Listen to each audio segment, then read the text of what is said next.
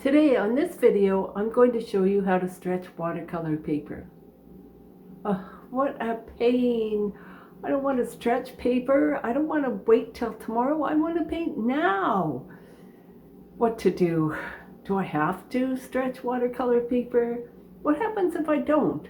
Is there ways around this? What if I want to paint right now? And if I do decide to stretch it, what's the best way? And if I don't, what's going to happen? Well, I'm going to answer all these questions, and I'm going to do a step-by-step instructions on how I stretch watercolor paper, because there's many ways. We'll talk about that too. Welcome to Brenda Beatty's Brushstrokes, and I'm Brenda Beatty. B. Well, if you're new to this channel, it's all about art, painting techniques for watercolors, acrylics, and pen and ink drawings. So if you are new, please subscribe. It's all about art, and press that bell so you get notified every time I produce a new video. Today we're doing stretching watercolor paper, so let's get on with it.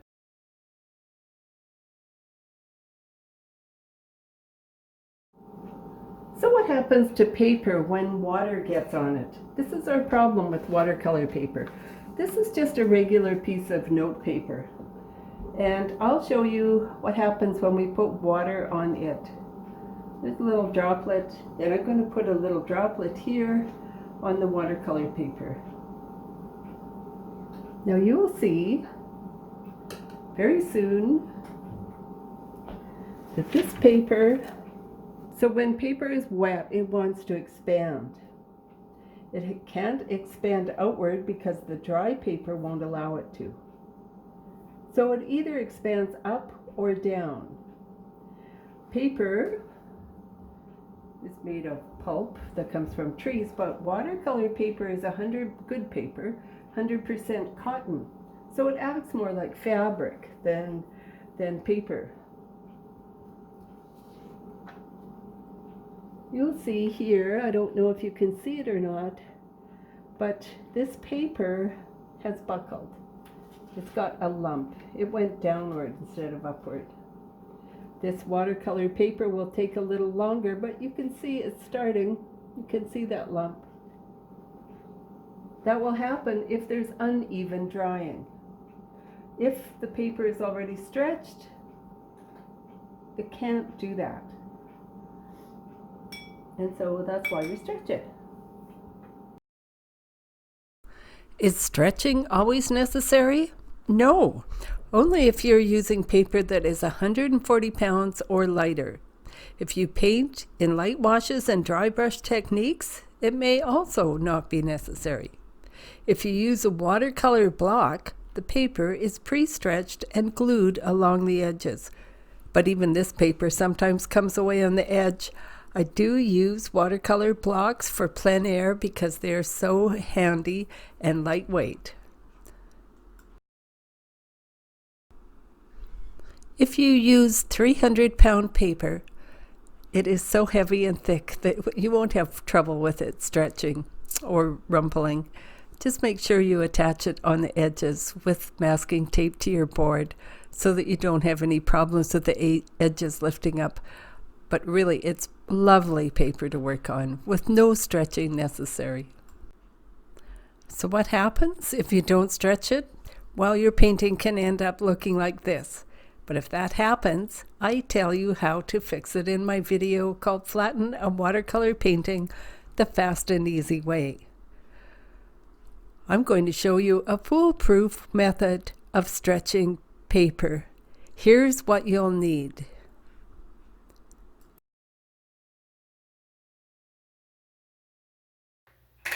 Now I have a few inches of water in my sink, and I'm going to just slip the paper in. I'm going to leave it here for 5 minutes. So I'll put the timer on my phone, And when 5 minutes are up, I'll take it out. You can do a limp test as well, which I'm going to show you when the 5 minutes are up. I say 5 minutes to soak the paper because you want it fully soaked, but if you soak it longer, you may remove some of the sizing. Sizing allows the paper to absorb a little bit of watercolor, but not too much. So if you soak it too long, you might have problems painting on it. If you don't soak it enough, it's not going to stretch properly. Some people tape around a dry sheet and then either spray it with water or sponge water on, but if it's taped down and it's wet only on one side, it will never have a chance to stretch. So we want it to stretch and then shrink. There's my timer. So I know my paper has been in here for 5 minutes.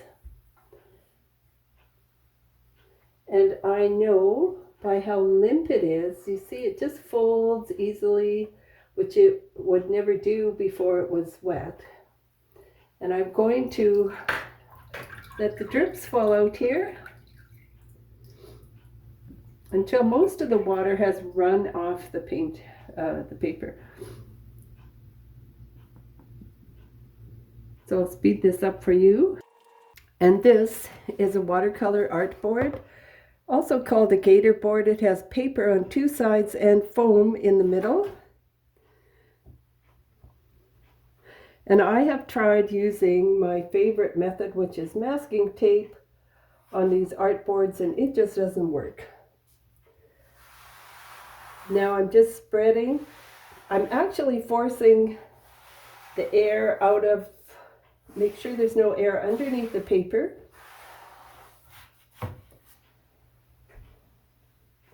And I also removed a little bit of the water. Now I'm using a regular household stapler. And I'm going to staple the long end first in the middle. Then the 2 short ends in the center. And finally the long end again. And now I will go back to the first long end and start at the center and staple out about every inch. I like to put a staple right on the edge.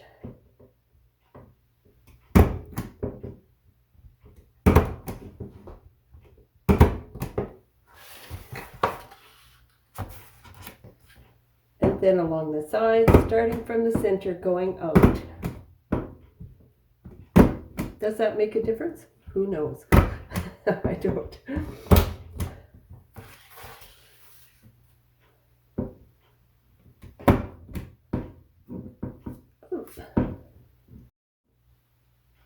There, I fixed my stapler. A couple of staples are coming out sideways for some reason.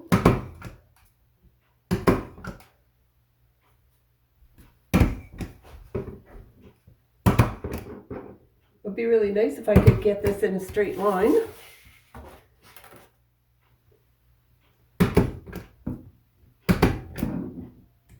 Not that it matters, but this part of the paper will probably have to be cut off once the painting is done.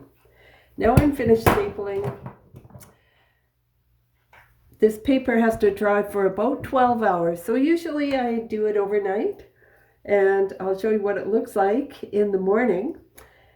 And I will paint on it just the way it is, or I will put some artist tape or masking tape over the staples. That will also give me a bit of a border, a straight border.